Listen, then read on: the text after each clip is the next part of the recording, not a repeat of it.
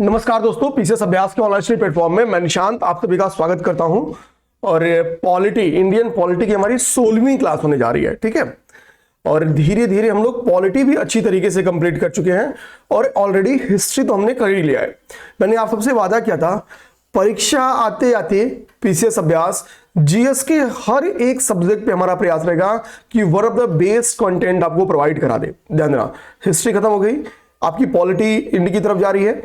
एक चीज ध्यान देना, जनरल साइंस के लिए ऑलरेडी हमने अच्छी काम करवा रखी है। ठीक है, ध्यान देना, जनरल साइंस के लिए करना भी उतना ही है, उतना कर जाओ। आप इस साल पेपर दो, अगली साल पेपर दो, उसके अगले साल पेपर दो। ठीक है, पेपर इस बार भी बदले पैटर्न जब आप लोग कहते हो तो भी क्वेश्चन वहीं से आया था। ठीक है, क्योंकि हिस्ट्री और जो जनरल साइंस है और जो इन्वायरमेंट इकोलॉजी है, इसके लिए कंटेंट सदे सदा है, वहां से बाहर नॉर्मली आयोग बाहर नहीं पूछती है, तो वो काम आप लोग जरूर करो। देखो, कुछ चीजों के लिए घटना चक्र पूर्वावलोकन का क्वेश्चन प्रैक्टिस करना बड़ा जरूरी है, क्योंकि मैक्सिमम क्वेश्चन वहां से लग जाते हैं। जैसे उसमें एक नंबर पे आपका आता है जनरल साइंस, दूसरे नंबर पे आता है आपका क्या, तो दूसरे नंबर पे पर्यावरण पारिस्थितिकी, और तीसरे नंबर आपका इंडियन पॉलिटी। इन क्वेश्चंस के लगभग क्वेश्चन का रेफरेंस वहां से रहता है, तो हमारा काम होना चाहिए कि उन प्रश्नों को ध्यान से लगाना, एक बार नहीं कई बार लगाना, ये चीज समझो। अच्छा भाई, पॉलिटी में हम लोग पढ़ क्या रहे थे, तो पॉलिटी में लोग जुडिशरी पढ़ रहे थे। जुडिशरी में हम लोगों ने जो फर्स्ट जजेस केस था समझा, सेकंड जजेस केस समझा और थर्ड जजेस केस समझा। इसके बाद से मैंने आपको क्या बताया, तो 99th कॉन्स्टिट्यूशनल अमेंडमेंट बताया।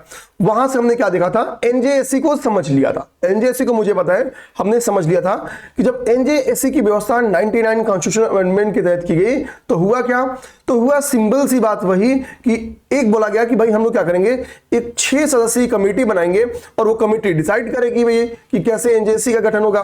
ठीक है, हालांकि इसको इनवैलिड कर दिया गया, इसको कैंसिल कर दिया गया। ठीक है, आप समझो, तो हमने क्या किया था, पहले हैंड रिटन बताया था, उसको टाइप फॉर्म में आपके पास रख दिया है। हमको अब इसके बाद से देखना है सर्वोच्च न्यायालय में मुख्य न्यायाधीशों की नियुक्ति का क्या प्रावधान है। तो देखो, संविधान के बनने के बाद जो प्रावधान की बात की गई, तो नॉर्मली वरिष्ठता के आधार पर जो सुप्रीम कोर्ट के न्यायाधीश थे, जो उनमें सबसे वरिष्ठ न्यायाधीश था, वो क्या होते थे, वो सुप्रीम कोर्ट के न्यायाधीश, मुख्य न्यायाधीश के तौर पे नामित किए जाते थे, सुप्रीम कोर्ट के मुख्य न्यायाधीश। लेकिन होता क्या है कि इस वरिष्ठता के मुद्दे को क्या किया जाएगा, चुनौती दी जाएगी। ठीक है, तो देखो, केशवानंद भारती वाद आता है, तो केशवानंद भारती वाद के बाद से एक जुडिशरी में भी एक डेवलपमेंट देखने को मिलता है। वो डेवलपमेंट देखने को यह मिलता है कि केशवानंद भारती वाद के समय, जानना कि केशवानंद भारती वाद के समय जो सुप्रीम कोर्ट के मुख्य न्यायाधीश थे वो थे एमएस सीकरी। कौन थे, तो वो एमएस सीकरी साहब थे। अब मुद्दा यह था कि एमएस सीकरी साहब रिटायर होने वाले थे, तो एमएस सीकरी साहब रिटायर भी हो गए। तो इसके बाद से चूंकि वरिष्ठता के मुद्दे के अनुसार मुख्य न्यायाधीश का चयन होना था। अगर हम लोग ट्रेडिशनली देखें तो जो मुख्य न्यायाधीश बनते हैं वो कौन बैठते, वो सेलेक्ट बन सकते थे, वो हेगड़े जी बन सकते थे या ग्रोवर जी, तो 3 लोग आगे थे, ध्यान देना। तो बेस क्या था, बेस था वरिष्ठता, यहां पे लिखते चल रहा हूं, वरिष्ठता इसका क्या होता था, आधार होता था। लेकिन उसके बाद से क्या हुआ, जब एमएस सीकरी साहब रिटायर होंगे, समझना बात को, यहां पे एक विवाद कहां से आता है, जब एमएस सीकरी साहब आपके क्या होंगे, रिटायर होंगे, तो एमएस सीकरी साहब के बाद से क्या होगा कि जब मुख्य न्यायाधीश की नियुक्ति होगा, देखो एमएस सीकरी साहब रिटायर होंगे, तो 3 लोग वरिष्ठता के आधार पर, जो प्रथम 3 क्रम था वो कौन थे, वो सेलेक्ट साहब थे। ठीक है, सेलेक्ट साहब के बाद से वो आपके हेगड़े साहब थे, और इसके बाद से बारी आती थी ग्रोवर साहब की। ये क्या है, ये 3 वरिष्ठ न्यायाधीश थे। ठीक है, यानी जाहिर सी बात है कौन बनता, तो सेलेक्ट साहब बनते। लेकिन इन तीनों वरिष्ठ न्यायाधीशों की वरिष्ठता को दरकिनार करते हुए राष्ट्रपति महोदय के द्वारा जिनको मुख्य न्यायाधीश बनाया जाता था वो थे अजीत नाथ रे। कौन थे, तो वो अजीत, मैं इसको थोड़ा साफ सुथरा लिख दूं ताकि नोट्स देना है तो हो जाए। ठीक है, तो अजीत नाथ रे जी को बना दिया गया, अजीत नाथ रे जी को बना दिया। अब जाहिर सी बात है कि जैसे अजीत नाथ रे जी को मुख्य न्यायाधीश बनाया गया, वहीं से यह विवाद होना संभावित था।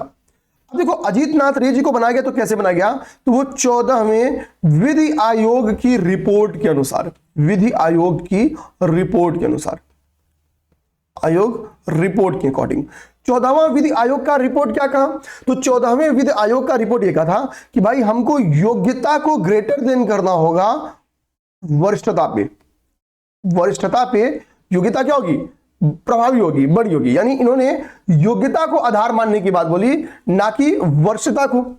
तो भाई कार्यपालिका क्या कहेगी, तो कि भाई हमने अजीतनाथ रे जी को किस आधार पे बनाया, तो हमने अजीतनाथ रे जी को योग्यता के आधार पे बनाया। और वरिष्ठता के क्रम में कौन थे, सेलेक्ट महोदय, हेगड़े महोदय और ग्रोवर महोदय। तो जाहिर सी बात है भाई, मुख्य अब तक जो सुप्रीम कोर्ट के न्यायाधीश हैं, तो उनको ये तो था ना कि भाई लास्ट तक जाते जाते क्या होगा कि भाई हम भी देश के मुख्य न्यायाधीश बन जाएंगे। लेकिन सीधी सी बात है कि जब ये व्यवस्था आएगी तो वो वरिष्ठता होगा, तो कोई जूनियर भी क्या हो सकता था, कोई जूनियर भी उनसे पहले मुख्य न्यायाधीश बन सकता था। तो ये भी इनडायरेक्टली कार्यपालिका का हस्तक्षेप तो हो ही गया। तो सिंपल सी बात है, एक जो ये विवाद उठेगा, तो आपने जो सेकेंड जजेस केस देखा था, सेकेंड जजेस केस 1993 में, ठीक है, तो यहीं पे न्यायाधीशों की नियुक्ति को लेकर एक बात बोली गई। इसी कॉलेजियम व्यवस्था में इसका भी प्रावधान किया गया। बस यहां पे 5 जजेस की बात बोली गई, ठीक है, कि सीजीआई को इंक्लूड करते हुए, ठीक है, कुल 5 जज रहेंगे जो डिसाइड करेंगे कि अगला मुख्य न्यायाधीश कौन है, और उसका जो व्यवस्था होगा वो वरिष्ठता के आधार पर होगा, वो वरिष्ठता के आधार पर होगा। ठीक है, समझना बात को। तो संविधान के निर्माण के बाद या सुप्रीम कोर्ट की स्थापना के बाद जो वरिष्ठता, मुख्य न्यायाधीश की जो नियुक्ति थी वो वरिष्ठता के आधार पे थी। लेकिन केशवानंद भारती वाद के बाद जब एमएस सीकरी साहब रिटायर होते हैं, तो सेलेक्ट साहब, हेगड़े साहब, ग्रोवर साहब, ये टॉप 3 वरिष्ठ न्यायाधीश थे, इनमें से बनना था। लेकिन इन तीनों वरिष्ठता को दरकिनार करते हुए अजीतनाथ रे जी को बनाया जाता है। ठीक है, कारण क्या था, 14वें विधि आयोग की रिपोर्ट जिसमें योग्यता को ग्रेटर देन कर दिया गया था वरिष्ठता पे। तो कार्यपालिका ने किसे नियुक्त किया, भाई सुझाव तो वही होता है, तो अजीतनाथ रे जी को। तो यहां से जो विवाद आएगा, तो सेकेंड जजेस केस में ये परिवर्तन फिर से किया गया कि 5 जजेस की कमेटी के द्वारा ये डिसाइड होगा, या कॉलेजियम के द्वारा ये डिसाइड होगा कि वरिष्ठता ही बेस बनेगा और मुख्य न्यायाधीश कौन बनेगा, ये वो कॉलेजियम डिसाइड करेगी। ठीक है, तो यहां पर समझ गए, अभी भी क्या है, वरिष्ठता ही बेस है, वरिष्ठता ही आधार है।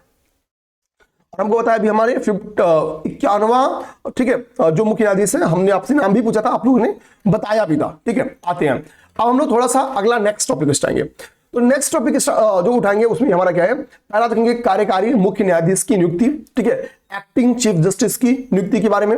उसके बाद से हम देखेंगे एडॉक जजेस की नियुक्ति के बारे में, तदर्थ न्यायालय की नियुक्ति के संदर्भ में। और तीसरा हमारा टॉपिक होगा सेवानिवृत्त न्यायाधीशों की क्या सेवा वापस ली जा सकती है। ठीक है, तो अपॉइंटमेंट ऑफ रिटायर्ड जजेस। तो हमारा अब ये 3 टॉपिक हमारा नेक्स्ट टॉपिक है। टॉपिक नंबर 1 क्या, तो कार्यकारी मुख्य न्यायाधीश की नियुक्ति, appointment of the acting chief justice. Second क्या, अपॉइंटमेंट ऑफ एडॉक जजेस। और तीसरा क्या, अपॉइंटमेंट ऑफ द जो रिटायर्ड जजेस है। तो हम पहले जो देखेंगे वो देखेंगे कि भाई एक्टिंग चीफ जस्टिस की नियुक्ति कब होती है और कैसे होती है। तो देखो, पहले तो हम लोग को तीनों के आर्टिकल्स बताना चाहिए, तीनों के अनुच्छेद बताना चाहिए। तो एक्टिंग चीफ जस्टिस की चर्चा आपके आर्टिकल 126 में, अनुच्छेद 126 में आपके एक्टिंग चीफ जस्टिस की बात की गई है। यहां पर ध्यान देना, एक्टिंग चीफ जस्टिस की कहां बात की गई है, तो अनुच्छेद 126 में बात की गई है। इसके बाद से तदर्थ न्यायाधीश की नियुक्ति की बात कहा गई है, तो आर्टिकल 127 127 में, अनुच्छेद 127 में आपके एडॉक जजेस की बात की गई है। ठीक है, तदर्थ न्यायाधीश की बात की गई है। अब इसके बाद से थर्ड हमारा होगा कि अपॉइंटमेंट ऑफ रिटायर्ड जजेस। तो रिटायर्ड जजेस से जो बात की गई है वो आर्टिकल 128 अनुच्छेद 128 में इस बात की व्यवस्था की गई है, अनुच्छेद 128 में। तो ये हो गया 126, 127, 128। तो ये 3 आर्टिकल हमको दिमाग में रखना होगा अपने। अब हम लोग आते हैं अपने मुद्दे को समझते हैं। ठीक है, अब लोग अपने मुद्दे को समझते हैं। देखो, अब बात आती है कि सर कि अपॉइंटमेंट ऑफ द जो एक्टिंग जज है उसका बेस क्या है। तो बेस ये है कि भाई मान लीजिए मुख्य न्यायाधीश किसी कारणवश काम करने में असक्षम हो या कार्यभार संभालने में क्या हो, असक्षम हो, जिसका कोई भी रीजन हो सकता है। ठीक है, जैसे तबीयत खराब बहुत ज्यादा हो जाए, ठीक है, बीमारी भी एक रीजन हो सकती है। तो अगर किसी कारण से चीफ जस्टिस का पद रिक्त हो जाए, या वो अपना कार्यभार संभालने में असक्षम हो जाए, या वो तत्काल में अनुपस्थित है, ठीक है, वो क्या है, अनुपस्थित है, तो इन सभी केसेस में क्या होगा, इन सभी केसेस में क्या होगा, एक कार्यकारी, एक एक्टिंग चीफ जस्टिस की नियुक्ति की जाएगी। और राष्ट्रपति इसमें किसी की सलाह नहीं लेता है, राष्ट्रपति के द्वारा इसमें किसी का सलाह नहीं लेता है। ठीक है, ध्यान देना। तो राष्ट्रपति क्या करेगा, सुप्रीम कोर्ट के किसी अन्य न्यायाधीश को कार्यकारी मुख्य न्यायाधीश नियुक्त करता है। क्योंकि मुख्य न्यायाधीश की नियुक्ति वरिष्ठता के आधार पर ऑलरेडी होती है, तो प्रयास ये रहता है कि जो वरिष्ठ न्यायाधीश हो उन्हीं को एक्टिंग चीफ जस्टिस बना दिया जाए, उन्हीं को कार्यकारी मुख्य न्यायाधीश बना दिया जाए। जो आने वाले संभावना के अकॉर्डिंग जो आने वाले मुख्य न्यायाधीश हो उन्हीं को क्या किया जाए, कार्यकारी मुख्य न्यायाधीश बना दिया जाए। यहां तक बात समझिएगी, यहां तक बात समझिए। ये हमारी हो गया आर्टिकल 1 to 6। नेक्स्ट हमारा क्या है, तो नेक्स्ट हमारा है तदर्थ न्यायाधीश की नियुक्ति, अपॉइंटमेंट ऑफ एडॉक जजेस। एडॉक जजेस की क्या व्यवस्था है, तो देखो भाई जैसे पार्लियामेंट चलने के लिए क्या है, गणपूर्ति की आवश्यकता है, कोरम की आवश्यकता है, ठीक है। तो कोरम कितना है आप बता सकते हो हमको कि भाई कितने मेंबर्स को हम लोग कोरम में काउंट करते, भाई इतने हैं तो हम लोग कोरम मान के चलेंगे कि गणपूर्ति हो गए। तो उसी तरीके से तदर्थ न्यायाधीश की नियुक्ति के संदर्भ में प्रावधान है, ठीक है। एडॉक न्यायाधीश की नियुक्ति की बात क्या होती है कि मान लो क्या लिखा है कि भारतीय संविधान ये कहता है कि यदि सुप्रीम कोर्ट में न्यायाधीशों की संख्या किसी समय क्या हो, उपलब्ध मामलों की न्यायिक कार्रवाई के लिए पर्याप्त ना हो, यानी किसी कारण से जजेस की संख्या कम हो और हमको पता है पेंडिंग केसेस बहुत ज्यादा हैं, तो भाई सिंपल सी बात क्या है कि हम कितना बच्चे जजेस पे हम कितना लोड देंगे, तो हमको क्या अतिरिक्त जजेस की आवश्यकता पड़ती है ताकि जो कोरम है वो पूर्ति हो जाए, जो स्पेस है जो खाली पद है उसकी भी भर्ती हो जाए। तो अपॉइंटमेंट ऑफ एडॉक जजेस की बात चलती है कि भाई कि हम एडॉक जजेस को क्या करें, रख लें। लेकिन जब एडॉक जज आते हैं तो कैसे आते हैं, तो इसके लिए क्या है, भारत का मुख्य न्यायाधीश राष्ट्रपति के पूर्व अनुमति से, राष्ट्रपति की पहले अनुमति ले लेता है, ध्यान देना, राष्ट्रपति की पूर्व अनुमति से क्या करते हैं कि जिस हाई कोर्ट से किसी योग्य न्यायाधीश को, योग्य न्यायाधीश का मतलब क्या है भाई, सुप्रीम कोर्ट के न्यायाधीश बनने की अपनी एक योग्यता है। योग्यता क्या है कि भाई हमने, अच्छा बेस चलो आप लोग कमेंट करो कि कितने साल तक हाई कोर्ट में जज रहे या कितने साल तक क्या रहे, हाई कोर्ट में प्रैक्टिस किए रहे, ये सुप्रीम कोर्ट की योग्यता है, हमने पढ़ दिया है। तो जो योग्य न्यायाधीश होंगे, यहां पे क्या लिखा देखो क्लियर बात कि जो योग्य न्यायाधीश, किसी योग्य न्यायाधीश को, ठीक है, तो भाई सुप्रीम कोर्ट हाई कोर्ट के सब न्यायाधीश योग्य है, लेकिन सुप्रीम कोर्ट की योग्यता कौन धारण करता है, तो जो सुप्रीम कोर्ट का जज बनने की योग्यता धारण करते हैं ऐसे न्यायाधीश को आमंत्रित किया सकता है, बुलाया जा सकता है कि भैया आइए और आप क्या करिए, कोरम को पूरा करिए, आप एज एडॉक जज हमारे पास आ जाइए। तो एडॉक जज की व्यवस्था क्या कहां पे है, 127 आर्टिकल 126 में। कभी अगर गणपूर्ति की केस में राष्ट्रपति से सहमति लेके, ठीक है, सुप्रीम कोर्ट का जो मुख्य न्यायाधीश है वो क्या करेंगे, राष्ट्रपति से अप्रूवल ले लेंगे, ठीक है, उनका कंसेंट ले लेंगे, फिर वो आमंत्रित करेंगे। तो ये हो गया आपका आर्टिकल 127। अब हमारा क्या है भाई, सेवानिवृत्त न्यायाधीशों की नियुक्ति के संदर्भ में क्या प्रावधान है, तो आर्टिकल 128 इसका प्रावधान करता है कि भाई भारत के मुख्य न्यायाधीश की राय में अगर सुप्रीम कोर्ट में न्यायिक कार्य की सुविधा के लिए, बात हो जाए कि न्यायिक कार्य जो कार्य है पेंडिंग है उनमें अगर उनकी सुविधा के लिए अगर हमको किसी रिटायर्ड जज को बुलाना है, किसी रिटायर्ड जज को वापस सेवा लेनी है, तो न्यायाधीश ऐसा काम, मतलब ये काम किया जा सकता है। और इसका व्यवस्था कहां पे है, आर्टिकल 128 में, अनुच्छेद 128 में इस बात का प्रावधान है। तो CGI, chief justice of India, उस न्यायाधीश की पहले सहमति लेगा और उसकी सहमति लेकर उसे पुनः सुनवाई में भाग लेने के लिए आमंत्रित कर सकते हैं।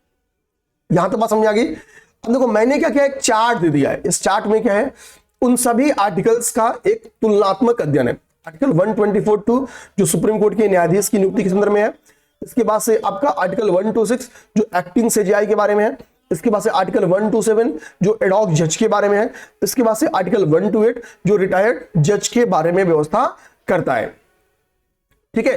तो यहां पे क्या है कि किसकी कौन नियुक्ति करता है, तो भाई जो सुप्रीम कोर्ट के जो न्यायाधीश है, ठीक है, तो मुख्य न्यायाधीश, तो वरिष्ठता की परंपरा के अनुसार, हमने अभी पढ़ा, वरिष्ठता की परंपरा के अनुसार कौन करेगा, तो राष्ट्रपति के द्वारा की जाती है, राष्ट्रपति के द्वारा। एडॉक न्यायाधीश की नियुक्ति राष्ट्रपति के द्वारा की जाएगी, ठीक है, सॉरी एक्टिंग न्यायाधीश की नियुक्ति राष्ट्रपति के द्वारा की जाएगी, एडॉक न्यायाधीश की नियुक्ति भी राष्ट्रपति के द्वारा की जाएगी, लेकिन चीफ जस्टिस ऑफ इंडिया करेगा, राष्ट्रपति की पूर्व अनुमति लेके करेगा और संबंधित हाई कोर्ट के चीफ जस्टिस से भी सहमति ले लेगा, उनसे भी अनुमति ले लेगा, ठीक है। और रिटायर्ड जज की जो सीजीआई की सिफारिश पर और उस संबंधित न्यायाधीश की सहमति से उसकी नियुक्ति की जा सकती है, ठीक है। तो एक एक चीज का यहाँ पे क्या है कि एकदम तुलना करके एक स्टडी, एक चार्ट मैंने रख दिया है, ऊपर वाली चारों टॉपिक्स जो अब तक हमने पढ़ा उन सभी टॉपिक्स को यहां से इजीली आप क्या कर सकते हैं, रिवीजन कर सकते हैं, यहां से इजीली रिवीजन कर सकते हैं। अब हम लोग बात आएंगे न्यायाधीशों की हटाने की प्रक्रिया के आधार पर, न्यायाधीशों की हटाने की प्रक्रिया से रिलेटेड कुछ हम लोग टॉपिक देखेंगे। अब देखो यहां से एक चीज समझना होगा, पहले हम बताएंगे कि क्या भाई देखो न्यायाधीशों की हटाने का प्रक्रिया है। एक तो भाई दुराचार, मतलब किस आधार पर हटा सकते हैं, बेस क्या है भाई, किसी को हटाने का कोई बेस तो होगा, बिना बेसलेस तो भाई किसी को नहीं हटा जा सकता है। तो एक तो बेस क्या है, तो बेस होता है दुराचार, मिसबिहेवियर। दूसरा है अयोग्यता, इनकेपेबल हो भाई वो, ठीक है, वो अयोग्य हो, अक्षम हो उस पद के लिए। तो ये दो बेस है, एक क्या है दुराचार, दूसरा क्या है अयोग्यता। तो इस आधार पर न्यायाधीश को उनके पद से हटाया जाएगा, और हटाने की एक प्रक्रिया है। ऐसा नहीं है कि मुख से बोल दिया क्या आज से न्यायाधीश नहीं रहेंगे और नहीं रहेंगे। न्यायाधीश को उनके पद से हटाए जाने की क्या है, एक प्रक्रिया मेंशन है। वो प्रक्रिया क्या है हम जानेंगे, लेकिन मैं आपसे पूछना चाहूंगा क्या उस न्यायाधीश का नाम बताओ जो इस प्रक्रिया के तहत पहली बार अपने पद से हटाए गए। ठीक है, तो ऑप्शन नंबर ए एक्स न्यायाधीश, बी वाई न्यायाधीश, सी जेड न्यायाधीश, और डी कोई नहीं, मतलब अभी तक किसी को नहीं हटाया जा सका। ठीक है, तो ये चार ऑप्शंस आपके पास है भाई, किसको हटाया जा सका। ठीक है, दूसरी बात आपको बताना है कि क्या इस प्रक्रिया का संचालन कभी हुआ है। ठीक है, और हुआ है तो पहली बार किसको लेके उनको हटाने से रिलेटेड इस प्रक्रिया को फॉलो किया गया। अब प्रक्रिया क्या है उसको देखते हैं। तो भाई अगर किसी न्यायाधीश को उपयुक्त दो कारणों के आधार पर हटाना है तो उसका प्रक्रिया यह है कि उसका प्रस्ताव लोकसभा भी जा सकता है और उसका प्रस्ताव राज्यसभा भी जा सकता है। लोकसभा जाएगा तो 100 लोकसभा सदस्यों की उस पर क्या होगी, सहमति होनी चाहिए, और राज्यसभा जाएगा तो 50 राज्यसभा सदस्यों की सहमति होनी चाहिए। अगर 100 लोकसभा के सदस्य इस बात का प्रस्ताव करें और लोकसभा का स्पीकर उसको स्वीकार कर ले तो प्रस्ताव आगे बढ़ जाएगा, और 50 राज्यसभा के सदस्य अगर इस बात पे प्रस्ताव रखे और सभापति के द्वारा उसको एक्सेप्ट कर लिया जाए तो प्रस्ताव आगे बढ़ जाएगा। पहला प्रोसेस समझ गए कि लोकसभा में आएगा तो 100 लोकसभा मेंबर्स के द्वारा उसको लाना होगा, राज्यसभा में भी जा सकता है लेकिन राज्यसभा में 50 राज्यसभा मेंबर्स के द्वारा उसको आगे बढ़ाया जाएगा। और लोकसभा में वो कार्यवाही कब होगी, वो प्रस्ताव आगे कब बढ़ेगा, उस पर काम कब होगा, उस पर वोटिंग कब होगी, जब लोकसभा का स्पीकर उसको स्वीकार कर ले और जब राज्यसभा के सभापति स्वीकार कर ले, तब ये प्रक्रिया आगे बढ़ेगी। और इसके लिए एक व्यवस्था बनाएगी इसकी जांच के लिए, जो आरोप लगे, आरोप का क्या होगा, जांच होगा। तो जांच समिति के बारे में, जो कि 3 सदस्यीय समिति है, एक 3 सदस्यीय समिति है। आप मुझे बताओ ये जांच समिति का गठन कब हुआ, 1962, option B 1963, option C 1964, option D 1968। ये 4 है, नहीं पता होगा गूगल करना, नहीं पता होगा तो गूगल करके बताना।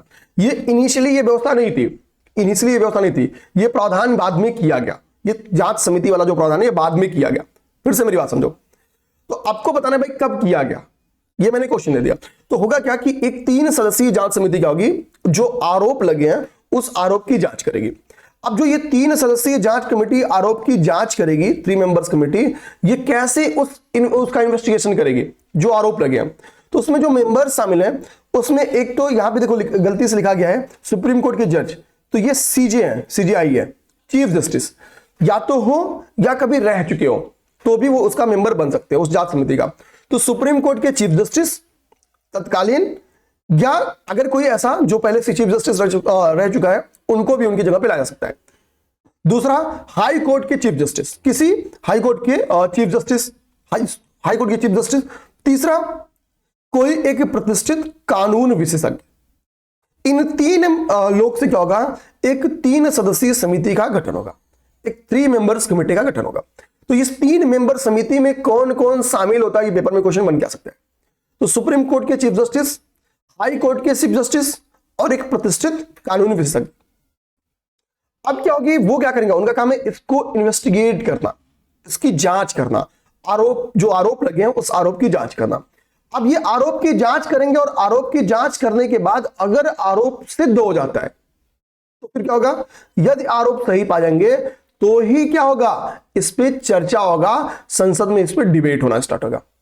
और अगर सेकेंड टाइप बहुमत से, यानी 2/3 प्लस साधारण बहुमत, ठीक है, तो अगर सेकेंड टाइप के विशेष बहुमत से दोनों सदनों के द्वारा अर्थात लोकसभा और राज्यसभा अगर इसे पास कर दिया जाता है और बाद में जब इसे राष्ट्रपति को भेजा जाएगा, राष्ट्रपति भी इस पे अपनी सहमति दे दे, राष्ट्रपति भी क्या करे, इस पे अपनी सहमति दे दे, तो होगा क्या, फिर उन्हें पद से हटना होगा, फिर उन्हें पद से हटना होगा। तो प्रक्रिया क्या होगी भाई, प्रस्ताव लोकसभा भी आ सकती है और राज्यसभा भी आ सकती है। तो लोकसभा तो 100, राज्यसभा तो 100। इसके बाद से 3 सदस्यीय जांच कमेटी इस आरोप का जांच करेगी, इन्वेस्टिगेट करेगी। अगर इन्वेस्टिगेशन में ये आरोप प्रूव हो जाते हैं तो फिर क्या होगा, संसद में इस पर डिस्कशन होगा, चर्चा होगा। चर्चा के बाद अगर सेकेंड टाइप के बहुमत से, विशेष बहुमत से अगर इस प्रस्ताव को पास कर दिया गया तो फिर क्या होगा, वो चला जाएगा राष्ट्रपति के पास और जैसे ही राष्ट्रपति की मंजूरी मिलेगी उन्हें अपने पद से हटा दिया जाएगा, उन्हें अपने पद से हटा दिया जाएगा। अब हम लोग देखेंगे हमारा नेक्स्ट टॉपिक। नेक्स्ट टॉपिक हमारा क्या है, court of record. Court of record, देखो कोर्ट ऑफ रिकॉर्ड को समझते हैं, ठीक है। अच्छा, एक चीज आपसे यहां पे आ सकता है, यहां पूछ सकता है कि जो कार्यकारी मुख्य न्यायाधीश की नियुक्ति की व्यवस्था है, जो एडॉक जजेस की व्यवस्था है और जो आपकी सेवानिवृत्त न्यायाधीश की नियुक्ति की व्यवस्था है, क्या ये हाई कोर्ट में भी है, क्या ये हाई कोर्ट में भी है? तो देखो, कार्यकारी मुख्य न्यायाधीश की नियुक्ति की व्यवस्था आपकी हाई कोर्ट में भी है भाई, वहां भी जरूरत पड़ सकती है। तो जहां जरूरत पड़ सकती है वहां व्यवस्था है। तो चूंकि वहां भी जो केस है कि भाई अनुपस्थित हो सकता है, ठीक है, असमर्थ हो सकते हैं, किसी कारण से उनका पद रिक्त हो सकता है, तो इन तीनों ही केस में क्या होगा, इन तीनों ही केस में हाई कोर्ट के भी चीफ जस्टिस की बात हो सकती है। तो वहां भी कार्यकारी मुख्य न्यायाधीश की बात की गई है, एक्टिंग चीफ जस्टिस की बात की गई है। आर्टिकल अब चाहो तो कमेंट करो या हाई कोर्ट पढ़ाएंगे तो समझा देंगे। जितना होमवर्क दे रहा हूं कुछ नहीं करना, गूगल करो, लिख कॉपी करो, बताओ। उसका फायदा ये होगा कि आप बेसिकली समझ जाएंगे, चीजें दिमाग में आपकी कहीं ना कहीं बैठेंगी और पेपर में कभी भी क्वेश्चन आएगा तो आप उसको लगाने में सक्षम हो जाओगे, ठीक है। सेकंड क्या हमारा, सेकंड हमारा एडॉक जजेस, तदर्थ न्यायाधीश की नियुक्ति। तो तदर्थ न्यायाधीश की नियुक्ति हाई कोर्ट में नहीं की जाती है। तदर्थ न्यायाधीश की नियुक्ति, जो एडॉक जजेस है उनकी व्यवस्था तो हम लोग कहां से करते हैं, हाई कोर्ट से करते हैं।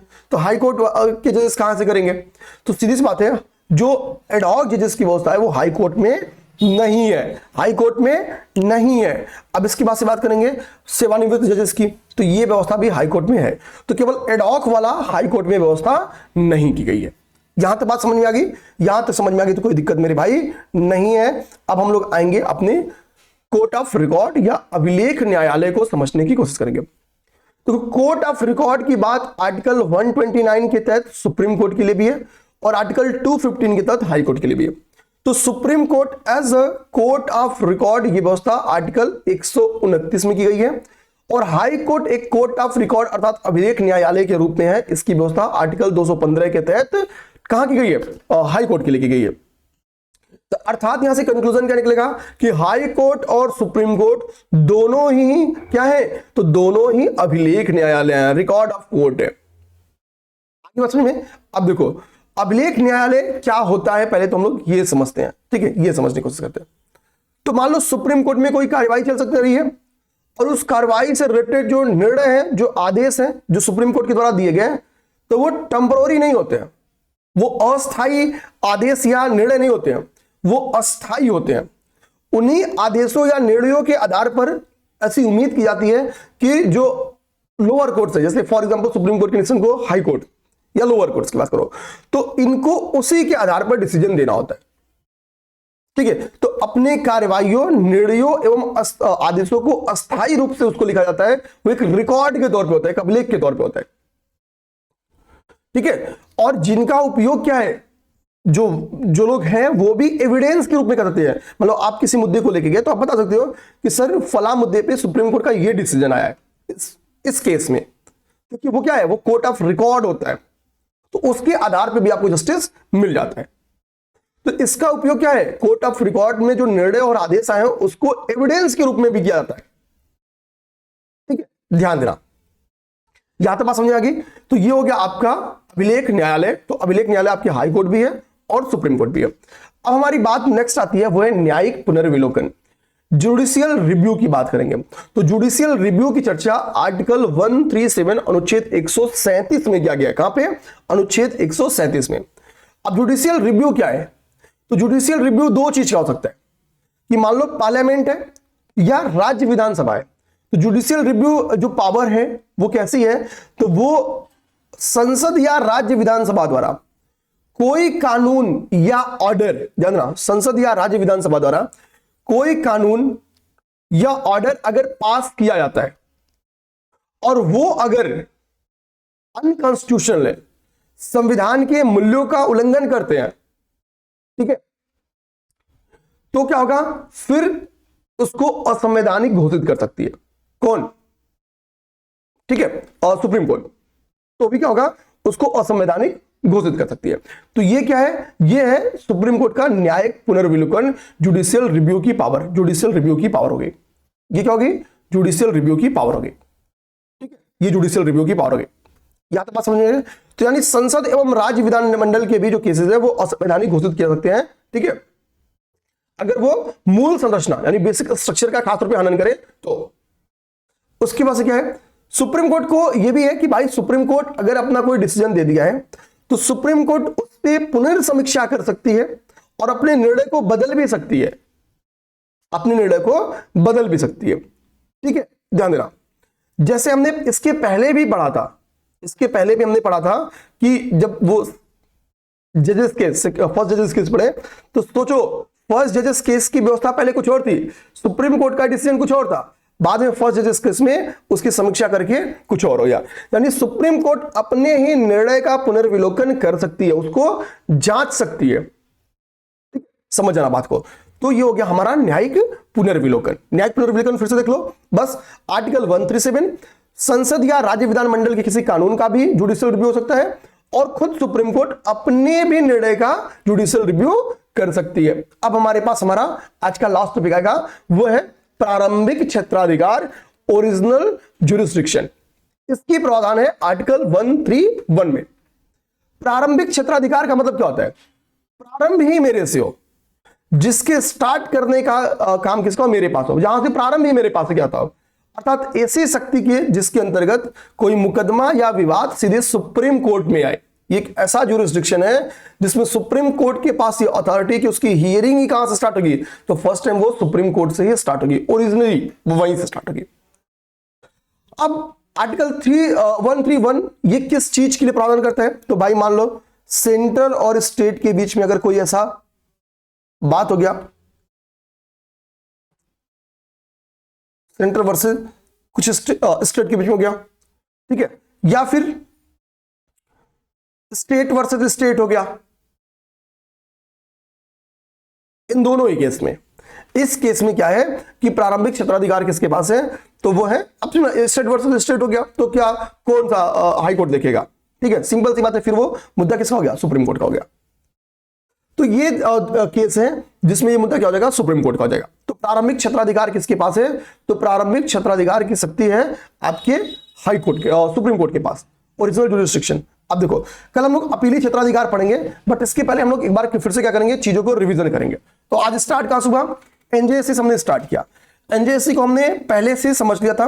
एनजेएसी में बेसिकली क्या था, कार्यपालिका की भूमिका थी, जजेस के गठन में बेसिकली या इनकी नियुक्ति में कार्यपालिका की भूमिका हो जाती। क्यों कहा, क्योंकि इन 6 मेंबर्स में से किसी की भी नियुक्ति के लिए 5 मेंबर्स की सहमति आवश्यक थी, और जो ये 2 प्रतिष्ठित व्यक्ति थे इनकी नियुक्ति में कौन, चूंकि जो कार्यपालिका उसकी भूमिका, क्यों, क्योंकि उसमें मेंबर कौन थे, 2 प्रतिष्ठित व्यक्तियों के नियुक्ति के लिए जो मेंबर्स थे वो पीएम थे, सीजेआई थे, और कौन थे, विपक्ष के नेता, विपक्ष के नेता शामिल थे। तो एक सीधी सी बात थी, एक सीधी सी बात थी कि भैया 6 में से 5 मेंबर्स की नियुक्ति होनी आवश्यक थी, 6 मेंबर्स में, सॉरी 6 में से 5 की सहमति आवश्यक थी।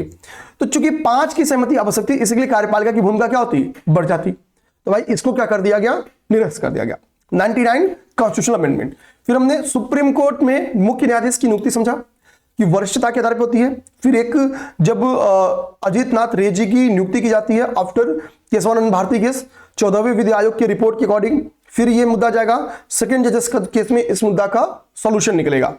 फिर अन्य न्यायाधीशों की नियुक्ति देखा हमने, जिसमें अपॉइंटमेंट ऑफ एक्टिंग जज देखा हमने, एडॉक जजेस के बारे में देखा हमने, सुप्रीम कोर्ट के मुख्य सेवानिवृत्त न्यायाधीशों की नियुक्ति के संदर्भ में देखा। फिर हमने ये समझा कि इसमें से कौन सी ऐसा व्यवस्था है जो हाई कोर्ट में नहीं है, तो हमने एडॉक जुडिशरी देखा। फिर इन चीजों को इन डिटेल समझने की कोशिश की, समझ भी लिया। फिर हमारी बात है, मैंने आपको एक चार्ट बना के दे दिया है इन सभी का, तुलनात्मक स्टडी इसमें किया गया है, ये आपके लिए ओवरऑल रिवीजन करने के काम आ जाएगी, जो ऊपर के 4 टॉपिक है। फिर न्यायाधीशों की हटाने की प्रक्रिया समझा, 2 बेस है, दुराचार और अयोग्यता। वो प्रपोजल कैसे पास होता है, कैसे लोकसभा जाता है, कब राज्यसभा जाता है, लोकसभा में जा सकता है पहली बार या राज्यसभा में तो कहीं जा सकता है, 3 सदस्यीय कमेटी क्या है, वो कैसे डिसीजन लेती है, ठीक है, उसको देखें। फिर हमने देखा फाइनली राष्ट्रपति की सहमति के बाद, ठीक है। फिर हमने कोर्ट ऑफ रिकॉर्ड समझा, कोर्ट ऑफ रिकॉर्ड क्या होता है, इस चीज को बढ़िया समझा, ठीक है। आर्टिकल 129 में सुप्रीम कोर्ट के लिए प्रावधान है, आर्टिकल 215 में हाई कोर्ट के लिए प्रावधान है, ठीक है। अच्छा, अभिलेख न्यायालय का उल्लंघन करने पे, इसके का उल्लंघन करने पे क्या है कि कंटेम्प्ट ऑफ कोर्ट भी लगता है, कंटेम्प्ट ऑफ कोर्ट भी लग जाएगा आपके ऊपर, ठीक है। फिर हमने न्यायिक पुनर्विलोकन देखा, न्यायिक पुनर्विलोकन हमने क्या देखा कि संसद या राज्य विधानमंडल द्वारा बनाए गए किसी कानून को की जांच कर सकते हैं। सेकंड क्या पुनर्विलोकन कर सकते हैं, सेकंड हमने क्या देखा कि भाई अपने ही द्वारा दिए गए किसी निर्णय की समीक्षा कर उसको और डिसीजन को पलट सकते हैं। फिर हमने प्रारंभिक क्षेत्राधिकार समझा कि प्रारंभिक क्षेत्राधिकार क्या है, ठीक है, आर्टिकल 131 समझा, ठीक है। यहां तक हमने चीजों को देख लिया और यहां पे हम लोग क्लास को करेंगे ब्रेक, ठीक है, क्योंकि हमारी 31 मिनट की क्लासेस यहां तक हमारी कंप्लीट हो गई, ठीक है। तो नेक्स्ट क्लास में मिलते हैं। ऊपर से ध्यान देना भाई, आरओ के लिए हमारा जो मास्टर क्लास है वो तेजी से रन कर रहा है, अच्छे खासे लोग अब तक जुड़ चुके हैं, ठीक है। और प्रयास करिए आप सब जुड़िए और अपनी सफलता को सुनिश्चित करिए, ठीक है। क्लासेस अभी तक एक भी हम लोग ब्रेक नहीं कर रहे हैं, क्लास बहुत एक प्लान्ड वे में क्लासेस चल रही हैं, तो किसी को कोई दिक्कत नहीं आएगी। जुड़ के जल्दी से जल्दी अपने सिलेबस को कंप्लीट करो ताकि मैक्स रिवीजन हो जाए और आपको रिजल्ट मिल सके। जय हिंद।